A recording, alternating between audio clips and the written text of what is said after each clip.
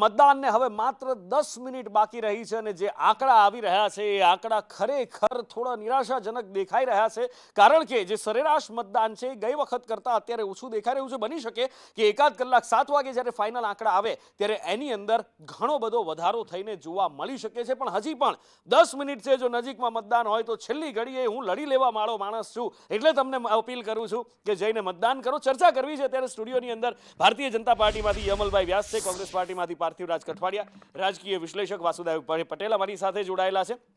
અચ્છા યમલભાઈ, એવું કહેવાય જનરલી કે જે વધારે મતદાન થાય તો એ સરકાર વિરોધી થાય, ઓછું મતદાન થાય તો એ સરકારની સાથે સરકાર માટે ફાયદાકારક. આ આંકડા તમે કેવી રીતે મૂલવો છો?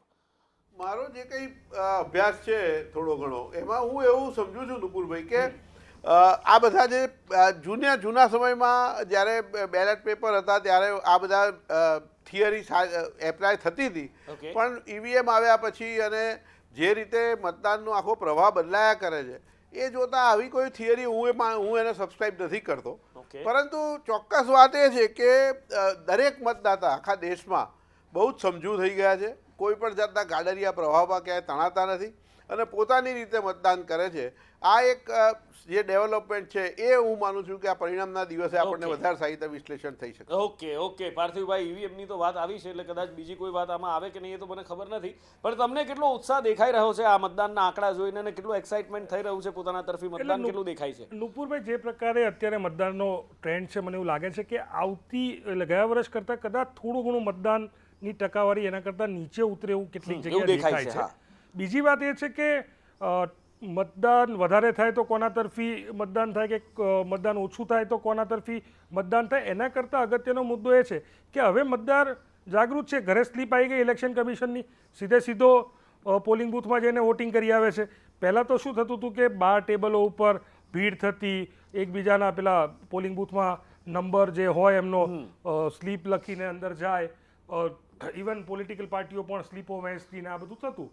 પણ આ હવેનો જે સમય છે સીધા ઇલેક્શન કમિશનની જે પોતાની સ્લીપો છે એના જ માધ્યમથી સીધા મતદારો જતા હોય છે. બીજું કે મતદાર પહેલાં પણ સમજુ હતો ને અત્યારે પણ સમજુ છે, ત્યારે મતદારનો જે ટ્રેન્ડ છે એ વિષય આધારિત ટ્રેન્ડ હોતો હોય છે અને વિસ્તાર આધારિત પણ ટ્રેન્ડ હોતો હોય છે. અત્યારે જે આપણે મતદાનની ટકાવારી જોઈએ છે તો કયા મુદ્દા ઉપર કયા વિસ્તારમાં કયા મુદ્દાઓ હાવી છે એની ચર્ચા કરવી પડે. આ ધારો કે બનાસકાંઠા છે તો બનાસકાંઠાની અંદર આવતી 7 વિધાનસભાઓમાં કઈ વિધાનસભાઓમાં વધારે ટકાવારી છે એના ઉપરથી તમને ટ્રેન્ડ સમજાય. એ જ રીતે જામનગર અને સુરેન્દ્રનગર જઈએ તો રાજકોટની ઇફેક્ટ જામનગર, સુરેન્દ્રનગર, આ બાજુ છેક મધ્ય ગુજરાત સુધી બિલકુલ આવું એ બાબતે યસ, એટલે એ ઘણા બધા ફેક્ટરો કામ કરતા હોય છે. પણ વાસુદેવભાઈ, આટલા વર્ષોથી આપણે આટલા ઇલેક્શન આટલા દાયકાઓ સુધી જોયા છે, અત્યારનો આ ટ્રેન્ડ દેખાઈ રહ્યો છે અને શક્યતા જે પાર્થિવભાઈએ વ્યક્ત કરી કે યમલભાઈએ વ્યક્ત કરી એ દેખાઈ રહી છે કે ઓછું મતદાન થયું છે. ગરમી સિવાયનું બીજું કયું કારણ દેખાય?